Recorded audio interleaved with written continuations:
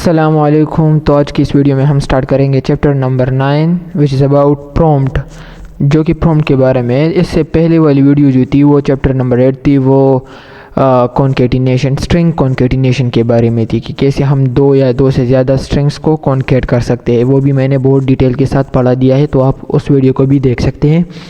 तो इस वीडियो में हम पढ़ेंगे about prompt, that what is prompt. तो इधर मैंने लिखा है कि a prompt box asks the user for some information and provides a response field for his answer.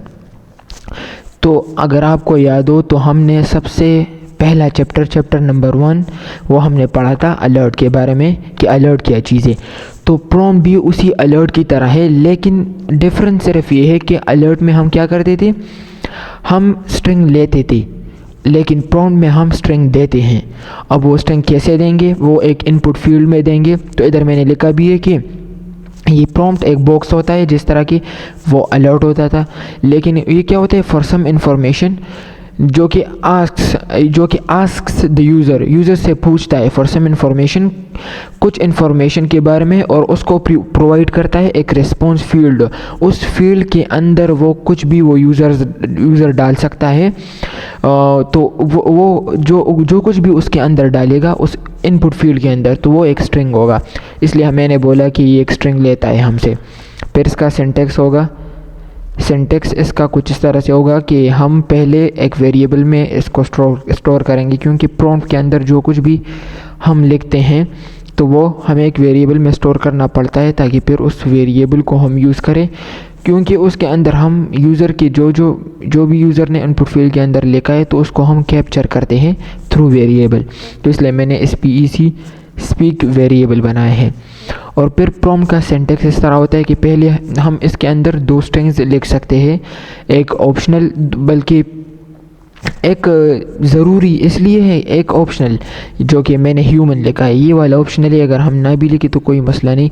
पहले वाला इसलिए ज़रूरी है, अगर आप कोई प्रॉम्प्ट किसी यूज़र को दिखाते हैं तो उसको प्रॉम्प्ट के साथ साथ कुछ टेक्स्ट भी दिखाए कि ये प्रॉम्प्ट किस चीज़ के बारे में है। तो मैंने लिखा है कि प्रॉम्प्ट योर स्पीशीज़, और ये योर स्पीशीज़ क्या है, एज अ क्वेश्चन यूज़ हुआ है यहाँ पर, क्योंकि ये प्रॉम्प्ट जब यूज़र को दिखेगा तो इनपुट फील्ड के ऊपर योर स्पीशीज़ नज़र आएगा। और फिर मैंने इसके बाद कॉमा लगा के दूसरा स्ट्रिंग भी लिखा है ह्यूमन। तो बाय डिफ़ॉल्ट इनपुट फील्ड के अंदर जो वैल्यू होगी वो ह्यूमन होगी। तो प्रॉम्प्ट में जब जो इनपुट फील्ड आएगा मेरे सामने, तो उसके अंदर बाय डिफ़ॉल्ट वैल्यू ह्यूमन होगी, क्योंकि ये दूसरा स्ट्रिंग यूज़ होता है डिफ़ॉल्ट वैल्यू कि as a default value use होता है इनपुट फील्ड में जब प्रॉम्प्ट दिखता है।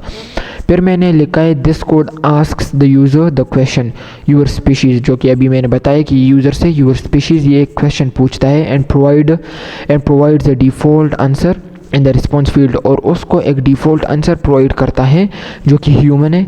मैंने ये बता भी दिया कि इनपुट फील्ड के अंदर एक डिफ़ॉल्ट आंसर होता है, सही है। तो हम सीधा फिर उसके बाद एक ओके बटन भी होता है, तो हम सीधे भी ओके कर सकते हैं, क्योंकि एक डिफ़ॉल्ट आंसर हमने पहले से ही लगाया है, तो फिर हम ओके कर सकते हैं सीधा। अभी मैं आपको प्रैक्टिकली दिखाऊंगा तो आप ख़ुद समझ जाएंगे कि ये मैं क्या बोल रहा हूँ। फिर मैंने कुछ दो पॉइंट्स लिखे कि in a prompt you need a way to capture the users response. Prompt में आपके पास एक इस तरह वे हो, मतलब एक रास्ता होता है कि आप यूज़र का जो भी रिस्पॉन्स होता है उसको कैप्चर कर सके, मतलब यूज़र का जो भी जवाब होता है, रिस्पॉन्स होता है, उसको कैप्चर कर सकती। दैट मीन्स, इसका मतलब है you need to start by declaring a variable. मैंने अभी पहले भी इससे पहले बताया कि आपको प्रॉम्प्ट को जब भी हम लिखते हैं तो उसके साथ वेरिएबल लगाना ज़रूरी है, क्योंकि यूज़र का जो रिस्पॉन्स होता है उसको हम थ्रू वेरिएबल स्टोर कर लेते हैं अपने पास, और फिर उस वेरिएबल को हम फर्दर यूज़ करते हैं नीचे। So followed by an equal sign, हम इक्वल साइन से ही वेरिएबल को लिखते हैं, क्योंकि वेरिएबल फिर इक्वल और फिर प्रॉम्प्ट लिखेंगे। और फिर मैंने दूसरा पॉइंट लिखा है कि in a prompt you can specify a second string. Prompt में आप क्या कर सकते हैं, स्पेसिफाई कर सकते हैं सेकंड स्ट्रिंग को। हाँ, ये भी अभी मैंने बताया कि सेकंड स्ट्रिंग को हम स्पेसिफाई कर सकते हैं, जो कि default as a default value use होता है। So this is the default response that appears in the field when the prompts display. ये प्रॉम्प्ट्स है, मैंने टी नहीं लिखा तो ये, लेकिन ये प्रॉम्प्ट्स मैंने लिखा है, ठीक है। तो बस सीधा इसको प्रैक्टिकली समझते हैं ज़्यादा, थ्योरी भी पढ़ ली, बस ठीक है, इतनी थ्योरी बहुत ज़्यादा पढ़ ली। तो अब प्रॉम्प्ट को देखते हैं कि प्रॉम्प्ट क्या चीज़ है। पहले मैं इसको छोटा करता हूँ ताकि फिर मैं इसको ब्राउज़र पर भी देख सकूँ।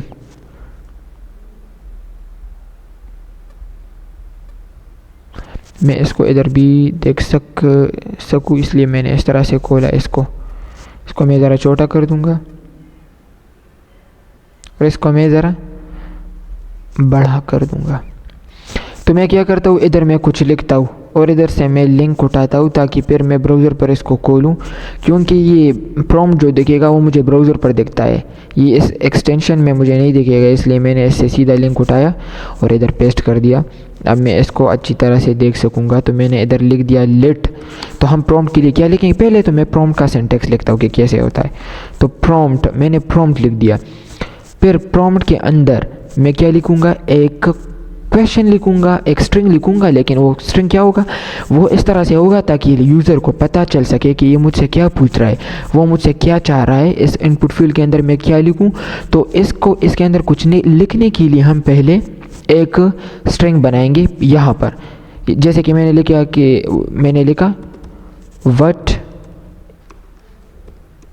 Is your name, what is your name. तो क्या होगा कि अब इनपुट फील्ड के ऊपर एक क्वेश्चन आ रहा होगा, तो फिर यूज़र को पता चलेगा कि अच्छा ये फील्ड इसके लिए यूज़ होता है, इसके लिए यूज़ होता है, मतलब मेरा ये है कि वो इसके मुताबिक आंसर देगा। कोई तो क्वेश्चन होना चाहिए ना, फिर उस क्वेश्चन के मुताबिक यूज़र आंसर देगा। और फिर मैंने कहा था कि यहाँ पर हम दूसरी स्ट्रिंग यूज़ करते हैं। वो स्ट्रिंग किस लिए यूज़ करते हैं, डिफ़ॉल्ट वैल्यू के लिए, कि इनपुट फील्ड के अंदर एक डिफ़ॉल्ट वैल्यू भी हमें दिखाई दे। तो मैं लिख दूँगा साकिब। तो मैंने साकिब लिख दिया। तो अभी एक डिफ़ॉल्ट वैल्यू इसके अंदर आ गई। जब मैं ओके करूँगा तो ये डिफ़ॉल्ट वैल्यू फिर सेंड हो जाएगी। अभी मैंने इसके अंदर कुछ फंक्शनैलिटी, मैंने कुछ भी ऐड नहीं किया, तो बस समझो कि मैंने जब ओके किया तो ये किसी को सेंड हो गया, इसलिए मैंने डिफ़ॉल्ट वैल्यू इधर लिख दी। तो अब डिफ़ॉल्ट वैल्यू भी लिख सकते हैं, अगर ना लिखना चाहते तो ना लिखे, मैंने अभी हटा दिया। ज़्यादातर हम डिफ़ॉल्ट वैल्यू नहीं लिखते, बस यही वाली स्ट्रिंग लिखते हैं कोई क्वेश्चन पूछने के लिए। तो मैंने प्रो लिख दिया या मैंने नेम लिख दिया, सही है। तो मैं क्या करूँगा, मैंने इसको, आपको दिख रहा है नेम, इस वेरिएबल के अंदर मैंने यूज़र के रिस्पॉन्स को क्या कर लिया, कैप्चर कर दिया। जब मैं इसके अंदर लिख दूँगा जब मैं इसके अंदर लिख दूँगा साकिब, तो जब मैंने ओके कर दिया तो ये साकिब क्या हो गया, अब ये इस नेम के अंदर स्टोर हो गया। मैंने जो साकिब इनपुट फील्ड के अंदर लिखा था वो इस नेम के अंदर स्टोर हो गया। अब इस नेम से मैं कैसे निकालूंगा, तो उसको निकालने के लिए मैं क्या करूँ, कंसोल का यूज़ करूँगा। तो अब मैं कंसोल डॉट लॉग कर दूँगा और मैं इधर लिख दूँगा नेम। तो जो कुछ भी मैं प्रॉम्प्ट के अंदर लिखूँगा वो मुझे कंसोल में दिखाई देगा बहुत अच्छी तरह से। और वो कैसे, वो इस तरह से मैं दिखाता हूँ आपको। अब इस तरह से जो कुछ भी मैं इधर लिखूँगा इनपुट फील्ड के अंदर, तो वो मैंने क्या कर दिया, एक वेरिएबल के अंदर स्टोर कर दिया। क्योंकि मैंने वेरिएबल के अंदर हम प्रॉम्प्ट के अंदर जो भी रिस्पॉन्स आता है यूज़र का, तो उसको हम वेरिएबल के थ्रू कैप्चर कर लेते हैं। फिर मैंने उस वेरिएबल को क्या कर लिया, कंसोल कर दिया, तो वो मुझे कंसोल के अंदर दिखेगा। मैंने लिख दिया साकिब, तो साकिब मुझे इधर दिख रहा है। अगर मैं कुछ और लिख दूँ, जैसे कि मैंने लिख दिया खान, तो मुझे खान दिख रहा है। तो इसी तरह से मैंने वेरिएबल का यूज़ किया और उसी वेरिएबल को फिर मैंने कंसोल कर दिया। तो प्रॉम्प्ट के अंदर जो कुछ भी मैं लिखूँगा तो वो इधर मुझे शो होगा। तो आई होप कि इसमें कोई भी कन्फ्यूजन नहीं होगा, क्योंकि बहुत ही ईजी चैप्टर था, चैप्टर नंबर 9, और इसमें कुछ भी नहीं है। जो चीज़ें थी वो तो मैंने पढ़ा दी, और प्रॉम्प्ट में बस इतना ही है, और कुछ भी इतना ख़ास नहीं है इसमें, लेकिन बहुत ही अच्छी चीज़ है ये प्रॉम्प्ट। तो चैप्टर नंबर 9 में हमने प्रॉम्प्ट के बारे में पढ़ लिया, फिर इसके बाद चैप्टर नंबर 10 स्टार्ट करेंगे। तो इस वीडियो में अगर किसी को कुछ भी प्रॉब्लम हो, कोई भी कन्फ्यूजन हो, तो वो मुझसे कमेंट में पूछ सकता है। तो इस वीडियो में बस इतना ही, मिलती है नेक्स्ट वीडियो में। शुक्रिया।